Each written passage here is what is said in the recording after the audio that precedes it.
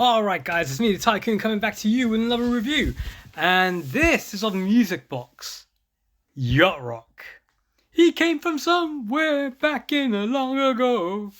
Sorry guys, if you don't recognize who this guy is, it's Michael McDonald. And this guy, Christopher Cross. You may not know them by name, and if you don't, shame on you guys. But you definitely know their music and you will know their voices. Right like the wind, to be free again. Sorry.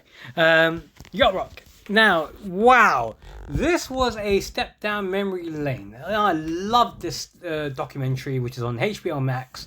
It came out in November and explores the history of yacht rock as we know it as a music genre now. Because at the time, it wasn't called yacht rock. You know, no one knew what the name was, except for a lot of guys who, like me, who probably have called it Blue Eye Soul or whatever it is. You know, there was a lot of soul influences, jazz influences in the music, as well as a fusion of rock, but not as heavy or as thrashy as rock could get. And these were the pioneers because their voices were very soulful as well. And the stuff that they were singing about wasn't just about love. It was about things that men go through when it's about women, you know, that kind of thing. And it explores everyone in depth, but it looks at it from more the LA sort of thing. So you will look at the Doobie Brothers and the Ambrosia and the influence that they've had. And what we've seen now with TikTok bringing these guys back to life again. But for many, they never went anywhere. Especially how the resurgence. If you was a kid in the 90s, you know, and you grew up like during the 80s and the 90s, you experienced the music in the 80s, and then you experienced the sampling in the 90s being brought back, and brought back with a bang when you had someone like Warren G. Regulators, mount up. Everyone loves this kind of music, and they, you know, especially people from my sort of background, or people who are from a West Indian or African background or US black, you know,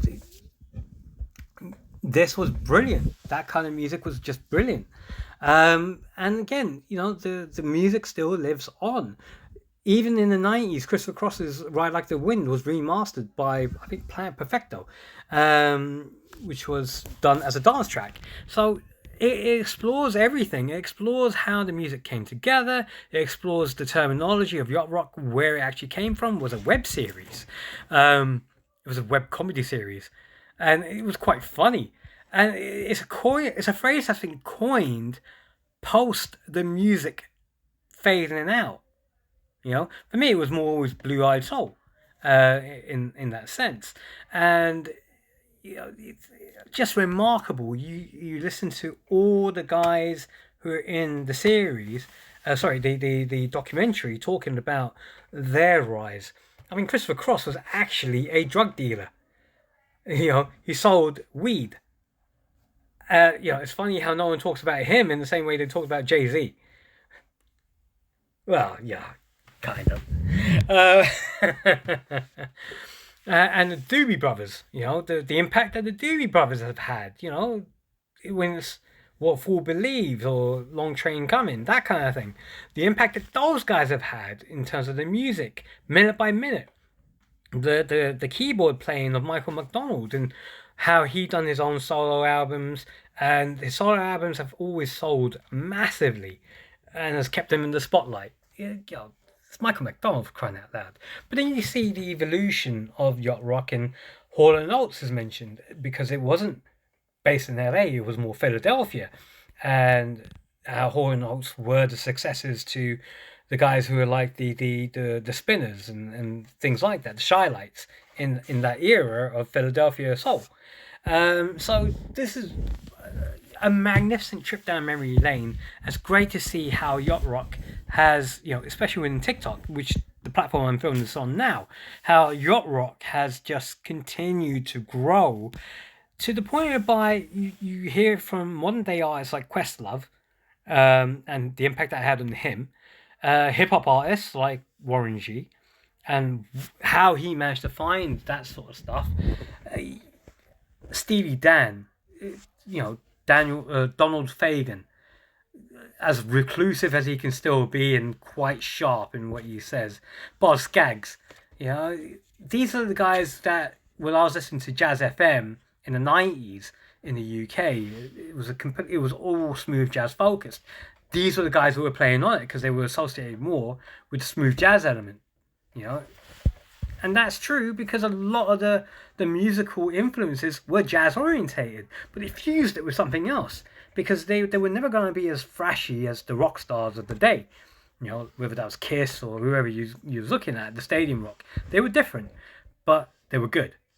And this is the thing, it united people. People from all backgrounds would come and listen to these guys. There's plenty more to go around. Ambrosia's, Baby Come Back. Toto with I Bet the Rain Falls in Africa. That kind of thing. And it still keeps on today, to this very day. People still have Spotify playlists or YouTube playlists. They will go out there and seek this music out. But TikTok has been one of the big things that kept it going. In the modern day era would be one of the best ways of saying this.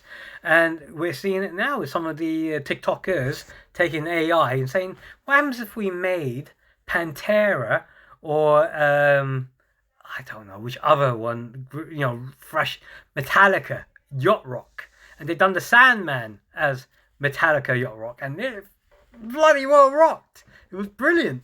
So as a musical style, it's great to see how how it's evolved over the years, how it died out, and then had a resurgence thanks to hip hop. What can you say? This is brilliant. And the documentary series, it's an hour and a half long. If you want to trip down memory lane, whether you see it from the comedy point of view, whether you want to hear about the infights that was actually happening, even down to the record labels and fighting to get the airplay, it wasn't easy. Michael McDonald himself, look, Michael McDonald is that guy. There's no two ways about it. He is that guy. But he had writer's block for a period of time as well, between his first album and his second album, to try and make his second album just as good as his first album, and then keep doing the same thing now. And even today, I keep forgetting.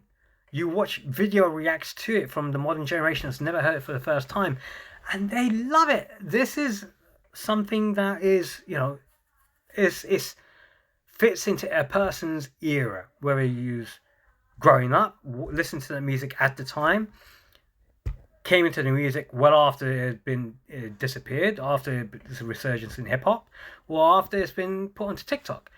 There's a track for you that is timeless with this element of music, and I love this series, just seeing it all brought together.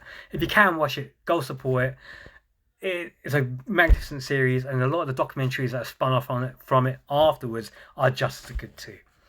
And anyway, guys, whichever platform you're watching this on, I was going to say, he came from a long way back. Sorry, no, I'm not going to do it anymore. Whichever platform you're watching this on, give it a like, give me a follow, let me know your favourite yacht rock song in the comments. And as always, if you don't know how to do that, then you need to go back to school. So says the Tycoon.